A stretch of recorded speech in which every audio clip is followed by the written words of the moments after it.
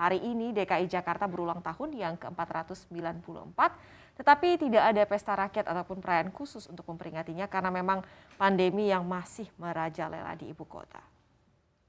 DKI Jakarta memang menjadi salah satu wilayah yang paling banyak mencatat pertambahan kasus positif COVID-19 dalam sepekan terakhir. Bahkan per hari Selasa ada 10 titik zona merah di 4 wilayah ibu kota. Sementara berdasarkan data Kementerian Kesehatan, per hari Senin kemarin tercatat ada lebih dari 5.000 kasus positif baru dalam sehari. Sementara di hari Minggu, kasus harian baru menembus lebih dari 5.500 kasus dan menjadi rekor tertinggi sejak COVID-19 dinyatakan masuk ke wilayah Jakarta. Jika jumlah kasus harian tidak ditekan, Jakarta secara total akan segera mencatatkan lebih dari 500.000 kasus pada pekan depan.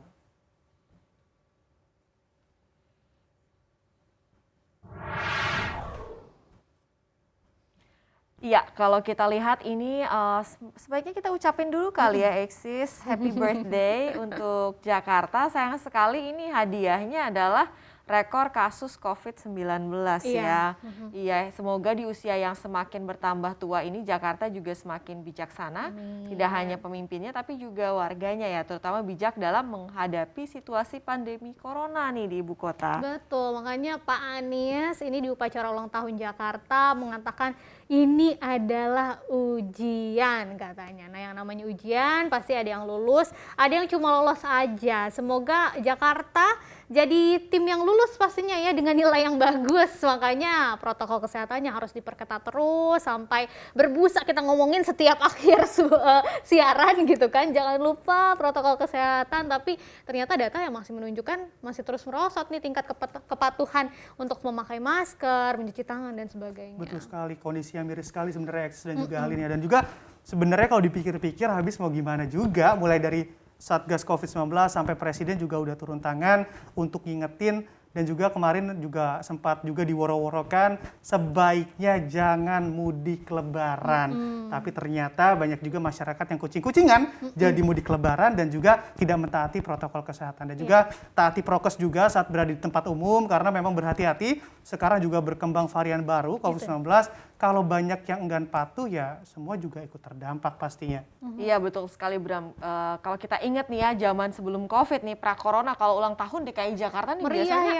PRJ. Betul, ada pesta rakyat, jajanan gratis di Monas. Mungkin banyak yang rindu pengen lagi ngerasain ulang tahun DKI Jakarta yang seperti itu ya, Eksis. Bisa online ya. Kalau bisa nih Pak Anies.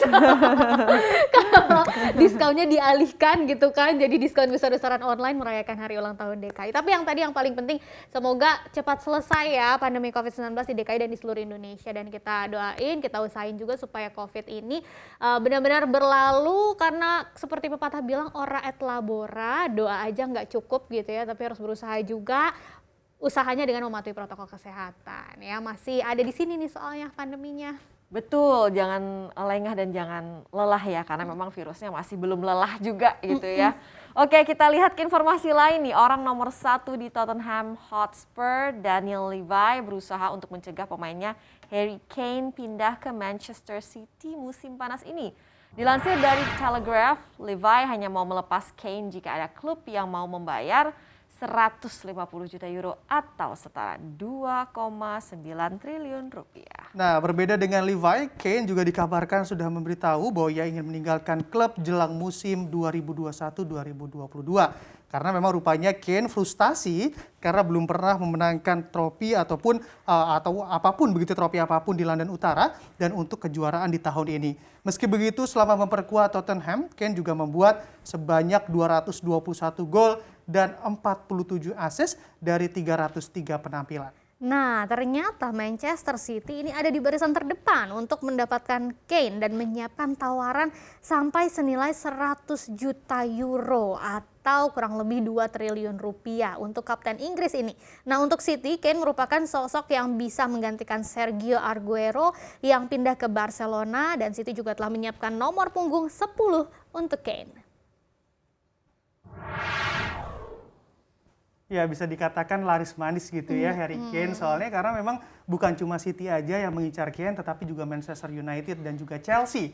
Jadi wajar begitu ada uang, ada barang. Nah ini meskipun kalau kita lihat memang dalam hal ini barangnya adalah keahlian seorang Harry Kane yang berhasil meraih penghargaan sepatu emas dan juga playmaker terbaik di pentas Premier League pada musim lalu. Ya, jadi kira-kira tawaran 100 juta euronya diterima nggak ya? Meskipun sebenarnya ngotot minta 150 juta euro Wow. untuk Kane ya, barangnya mahal gitu ya.